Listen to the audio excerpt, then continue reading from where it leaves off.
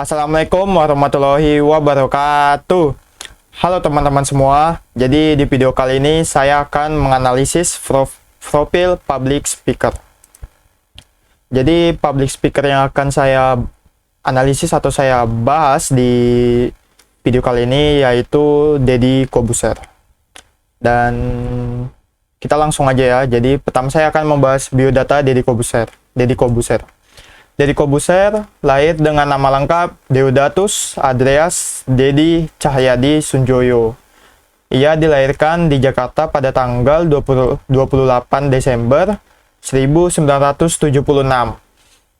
Ayah Deddy bernama Omar Sun Jojo, berasal dari Banyuwangi dan merantau ke Jakarta sebagai seorang supir angkot.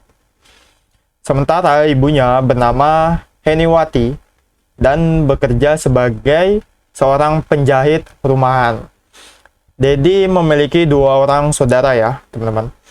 Jadi habis itu kita akan ke biografi Deddy Corbuzier. Pertama, Deddy Corbuzier berasal dari keluarga yang kurang mampu. Kedua, pernah dua kali tidak naik kelas.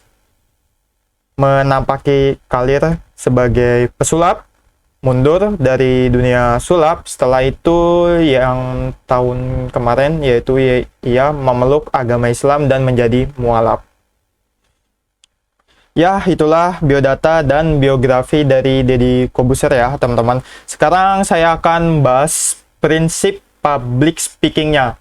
Nah, jadi saya mengambil referensinya dari salah satu video podcast di channel YouTube-nya Deddy Corbuzier bersama dengan salah satu YouTuber yaitu bernama Miao Au.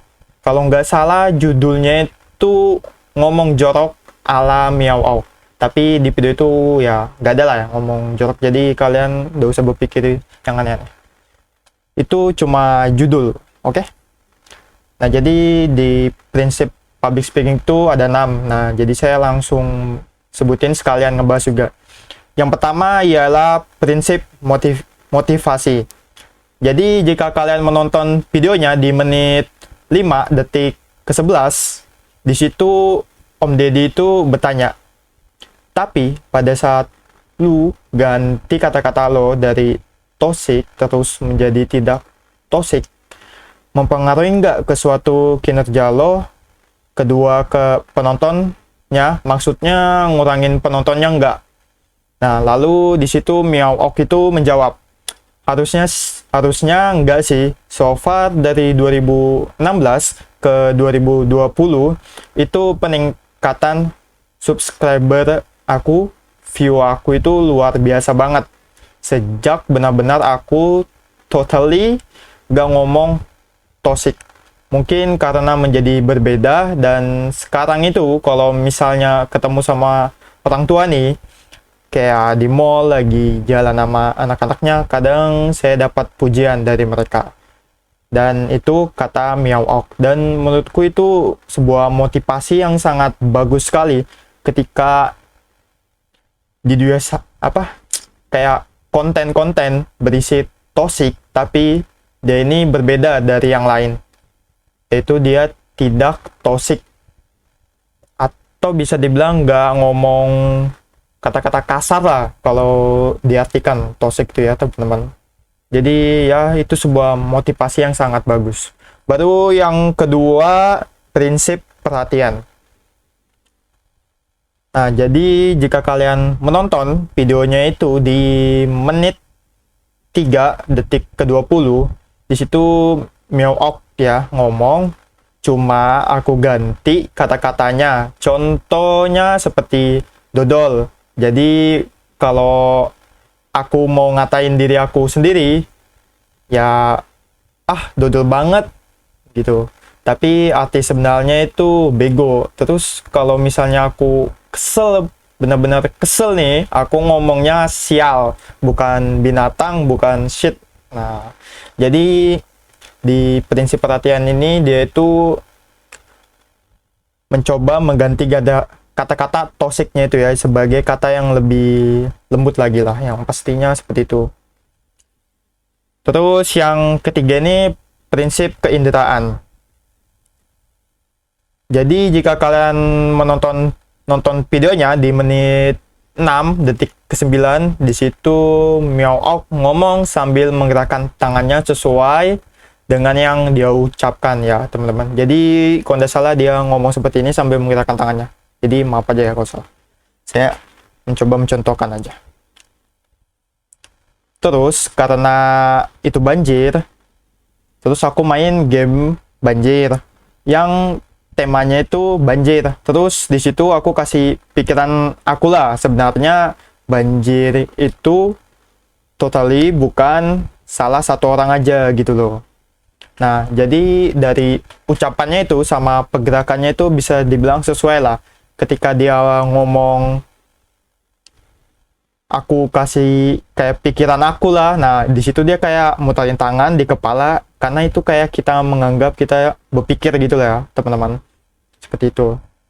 Terus yang keempat, prinsip pengertian. Nah, jadi di video itu bisa dibilang ada kata-kata bahasa Inggris dan sebutan dalam bahasa Inggris. Tapi bisa dibilang bahasa Inggrisnya itu dasar dan sebutannya itu bisa dimengerti oleh para penontonnya, teman-teman. Ya, contohnya bahasa sebutannya itu kayak toxic. Toxic itu kan sebutan bahasa Inggris, tapi semua orang pasti tahu lah kalau toxic itu ngomong atau kata-kata kasar lah.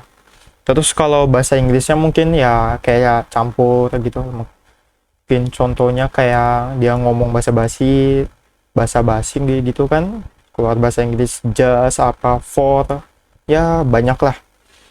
Terus yang kelima, prinsip pengulangan. Jadi di prinsip pengulangan itu di video itu maksud saya itu jadi di video itu lumayan banyak kata-kata pengulangannya seperti toxic, alasan gak toxic, dan masih banyak lagi saya nggak bisa sebutin satu-satu. Yang pastinya banyak banget kata-kata pengulangannya. Terus yang keenam atau terakhir ini prinsip kegunaan. Jadi dari analisis saya dari video itu, menurut saya manfaatnya lumayan banyak. Dari alasan menjadi berbeda, walaupun hampir semua orang mengucapkan kata-kata toxic, terus dia bisa mengubah kata-kata toxic itu menjadi lebih soft atau lebih lembut dan enak didengar. Terus walaupun memiliki banyak teman yang toxic, tapi dia tidak mengikuti gaya bicara temannya yang toxic dan tidak mengikuti temannya itu yang toxic itu. Dan ya masih banyak lagi, tapi tidak bisa saya sebutkan satu-satu.